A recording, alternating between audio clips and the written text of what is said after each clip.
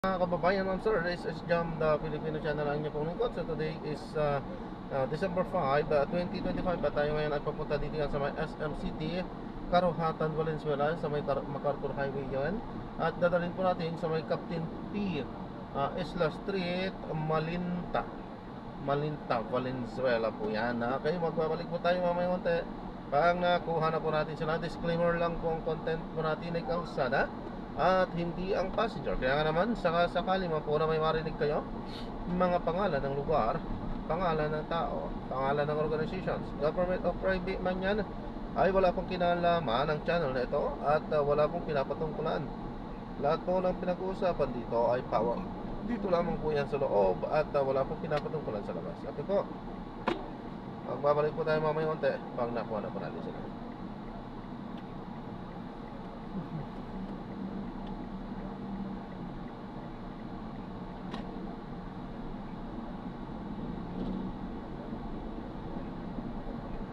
Sabay natin yung pagkikinig ng mga nagbabagong balita at mga talakay. Kaya sa mga nabalita pong lugar, magkatapa tayo sa mga pagpuksa ng hangin na dulot ng papalapit na bagyong Wilma na kung saan posible na ito maglandfall anywhere along Eastern Visayas bukas. Nasa rin natin, magkita na rin po tayo alerto sa mga banda ng flooding at landslide dahil sa mga pagulan na dulot ni Wilma as well as yung epekto ng shoreline, particular dito sa mga region ng Maropa, Ichud, malaking bahagi ng Visayas, even itong northern portion ng Mindanao. Kaya maganda po tayo sa mga banda ng flooding at landslide dahil for the next 3 days ay significant sa pagulan yung ating mararanasan. Sa kalagay ng ating karagatan, kasalukuyang bigil widespread tayo nakataas dito sa Eastern Seaboard ng Luzon at Visayas. Kaya sa ating mga kababayan maraming isda at may mga maliliit na katapos-bandagan sa mga lugar na ito, huwag po muna tayong pumalawag dahil makaragat pa rin tayo ng maalong karagatan na dulot ng malakas na hangin as well as yung epekto ni Bagyo. Sir Dan, bukas ano ba? Medyo maglabang bukas? For Metro Manila po, ako bukas papatuloy pa rin itong generally maliwanag sa panahon, no? Fair weather. Saka pa lang po tayo makaranas ng possible cloudy conditions at mga kalat-kalat ng pagulan pagsabay po ng Sa Pasko naman, alam ko po December 5 pa lamang ngayon. Pero sa Pasko ba, ano ba? Sa tingin ko magkakaroon tayo sa mga Pasko? Well, initial projection po natin para sa buwan na ito ay 1 to 2 na pagsin, no? So, bago matapos yung month na ito or bago matapos yung taon na ito possible, at most makaisa pa po tayo ng bagyo sa loob ng ating park. Nakikita ko dun sa, yung parang sa mapa ko natin, talagang dun sa, ano ba yun, sa may Bicol pa rin, ano? Tama ba? May pula-pula pa rin doon?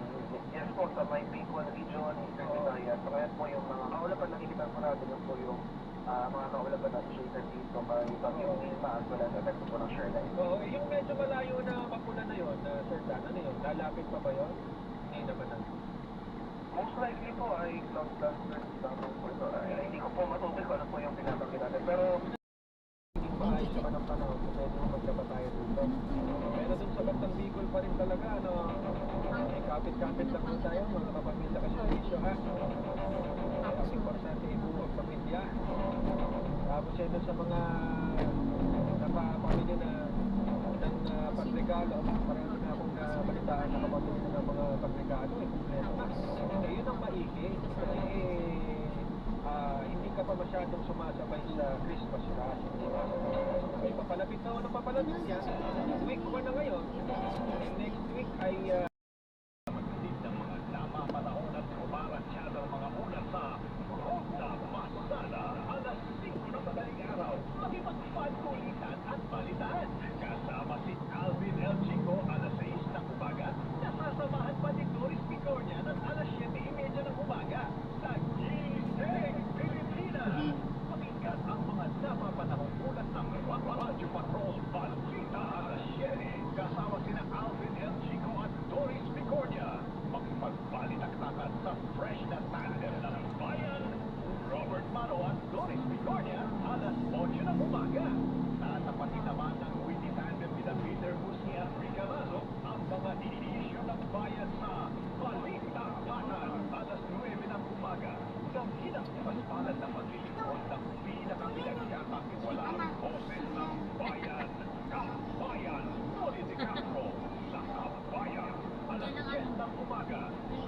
pa ng nagsiservisyo with Piña Corpus. Kasama si Nix Bustos, alas 11 ng umaga. Pagsapit naman ang tanghali, susukan ng mga nagpapagang headlines mula Luzon, Visayas at Mindanao sa Headlines. Ngayon, kasama si Jeff Hernaez at Rica Lazo. Babaunin mo talaga ang hindi sa maghapon kapag kasama mo ang DZMM Radio Patrol, Fenris Loredana at DZMM Teleradyo. Sa tulong ng tamang healthy provision at pinalakas na healthy promotion, pinasigla ang Saturday Morning Walk kasama sina Nina Malasia, Dr. Albert Tony at Dr. Ted Hermosa. Ang serbisyong pangkalusugan mas matarama sa bagong Pilipinas, bawat buhay mahalaga. Ang bagong Pilipino, pinasigla sa DZMM. Sa DZMM, tuwing Sabado alas 8 ng umaga, dito lang sa DZMM Radio Patrol sa Isreta at DZMM Teleradyo.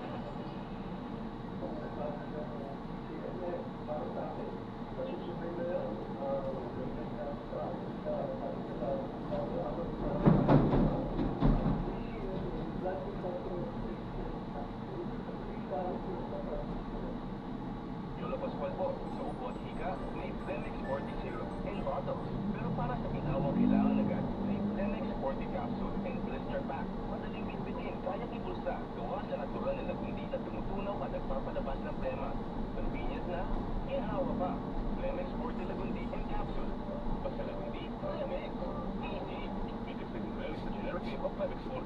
If symptoms persist, consult your doctor. Ang galang tema, tigilan mo. Maluwag ang paghinga sa Plenix 40. Basta lagundi, Plenix. Ang Plenix 40 lagundi capsule ay mabibili sa pangunahing butika o drugstore na malapit sa inyo.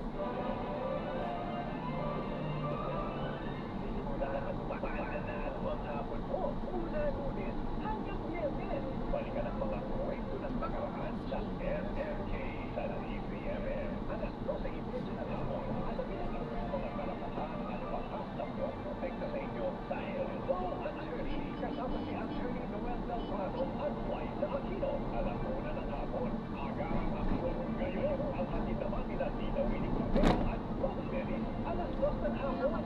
At pag nararamdaman, pwede ikwento yan dahil ang Sinja Nabi. Alas 3 ng hapon. Ang latest ka pa rin sa mga balita mula Luzon, Visayas at Mindanao sa Headlines sa hapon. Kasama si Tony Velasquez. Alas 4 ng hapon. Alas sa ibang pananaw ng eksperto at kaubayan sa ATM. Alas 5. Kasama sila Sandro Ochoa at Mahal Pagkapagal. Alas 4:30. Masusing tatalakay ng lagay ng ating bansa sa issues. Kasama si Tony Velasquez. Alas 5:30. Maghahatid ng mga nagpapagang balita at walang sawang maglilingkod ng TV Patrol. Alas 6:30. Puno ng sigla ang inyong araw kapag nakatutok sa DZMM Radio Patrol sa Iskweta at DZMM Teleradyo. Hanap mo ba yung kwentuhan all night? Yung makikiligin ka, sasabang lumuha at tumawa.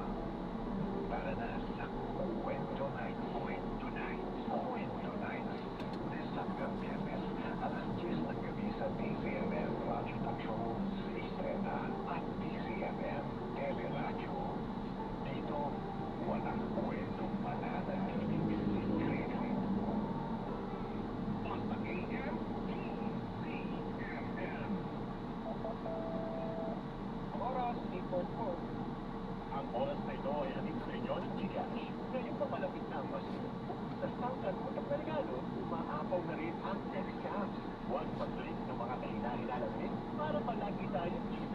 Maging mapagpansa at mag-report agad sa otoridad para hindi mabista. Huwag hayaan sirain ng scammers ang diwa ng pagbibigayan at pagmamahala.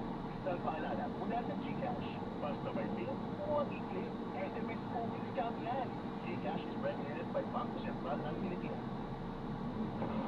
Sa mata ng kasabang kali, wala kang takas. Report!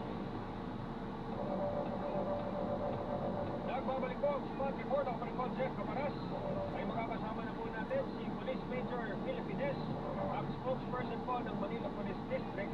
Para kamusayin natin ang sitwasyon dyan sa Divisoria, dyan sa Dapitan, at sa ilang taong puntahan sa Kalakhang, Maynila. Magandang gabi po, Major Ines, Jeff Camaras po, at sa Spot Report. Welcome po sa programa, sir. Yes, talagang sa maiging na pagbati sa'yo at sa mga nakasabay kayo ng programa. Alright, Major, kamusta na po sa Divisoria, sir? Kamusta po ang sitwasyon doon? Meron na po bang naitatalang mga incident hindi kaaya-aya? Go ahead, sir.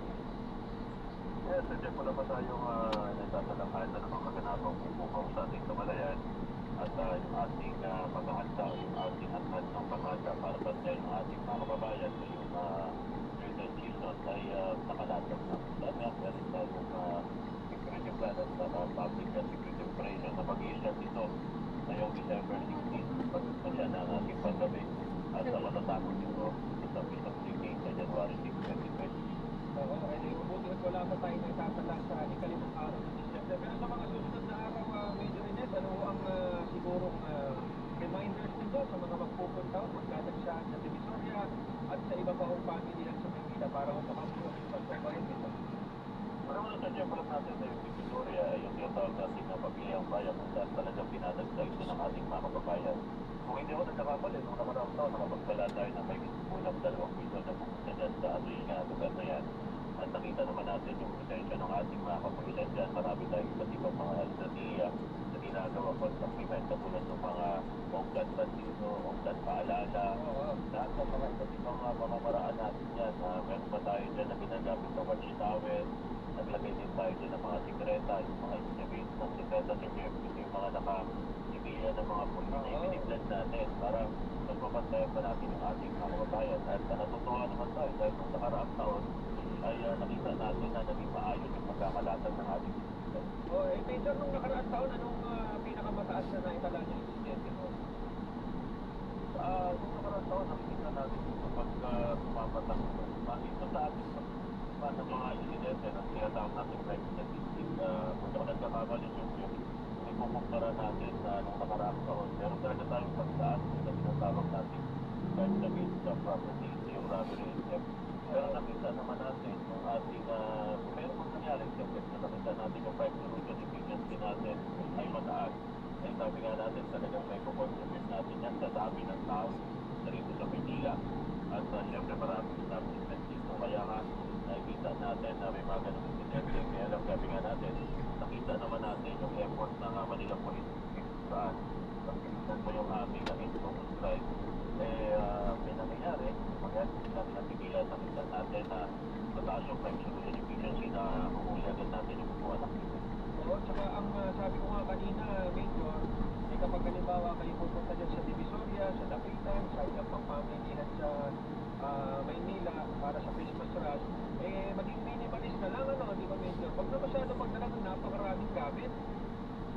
Tama kayo dyan sa dyan, kaya marami tayong mga ginagawa mga iba't ibang mga short video, mapapansin mo sa ginagawa natin dyan, yung tinatawag natin na para hindi na magbiktima, dapat alam mo to, iba't ibang mga magpapaalala, itong mga motosikirati na na-encounter natin, na minsan yung mga nauuwi natin gumagawa ng iba't ibang motosikirati, syempre, pinapaswento natin kung paano lang ginagawa, paano lang iba yung ating mga kababayan.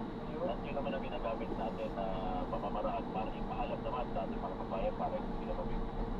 Tsaka lalo na Major sa mga kapag mabilisan di ba dahil sa dami ng tao, ay yung attention mo kung saan pupukaw. Lalo na yung mga grupo, minsan naman hindi lumalakad ng pisero, ilan sila magkakasabwa?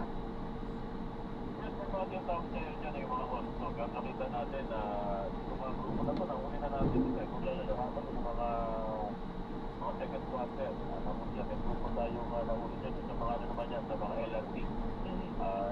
Pinagtayan yan at nahuli natin yung mga grupo na yan. Oo, so sa mga oras na ito, Major, ay wala pa naman tayo na itatala ng mga major crime. Dito po? May dinatag sa mga lugar na mga hila. Yes, marami tayong pinapantayan na cooperated sa cooperated katulad ng mga Atras ko na lang po para hindi po ako makakita. bahan, mga station, mga station natin, supermarket, at mga bus terminal. So ngayon naman, wala pa tayong nakukuha informasyon at naitatalang mga insidente na may release natin dito. At nakita naman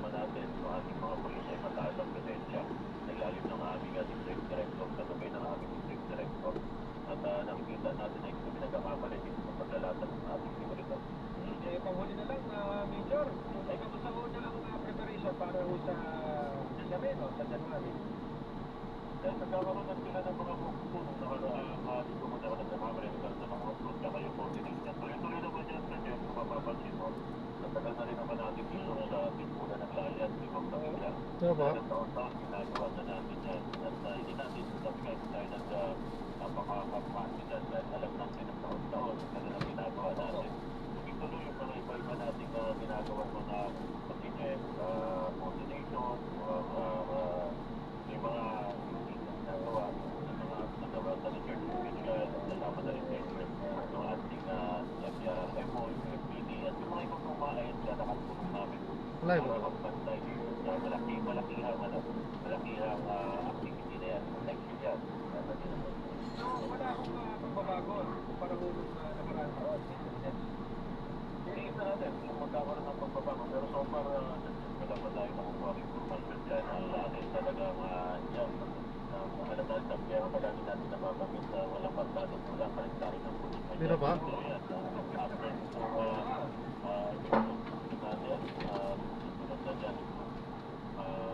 Nazareno, tapos marami ang pinusunod na marami sinusunod yan. Kaya pag tinignan mo yung kalendaryo namin, napatagas na nga yung pagdadong wala. Wala na, talagang lahat ay pula. Diba? Ay, ikaw, nakakapahinga ba ba, Major? Yan, sabi ko mapapagal yung ating physical na katawan, pero yung ating isip para pag-ipunan yung ating mga kababayan. Teka muna, Major, bashing ito. Kanina binanita namin, binanggit ko rito na higit So, drop na natin sila. Hindi talaga palit-palit ng tao. Sige po. At na tayo magagawa. Pin is pin. Yan ang paninindigan ng mga karamihan. Na tayo magagawa. Yan ang policy ng ating ay, Diyos ko. Hindi naman tayo tricycle eh. Para ipasuot sa kasulog-sulog ka. Ano? Naintindihan naman natin. Pin nga yan eh. Masyadong entitled. Ayos lang yun. Kasama talaga sa hanap buhay natin yan. Eh, ganyan eh. Ganyan daw eh. Yung hindi na lang makalakad ba? Na kahit na ilang metro na lang. Papapasok pa. Ay, nako. Anyway, ayos lang yun. Kasama talaga sa hanap buhay natin yan. Okay, so yeah, maraming salamat po sa panonood. Hanggang sa muli po, ingat. God bless. Paalam po muna. Pansamantala tayo gagawa na ng ibang video sa ating susunod na mission. Paalam po.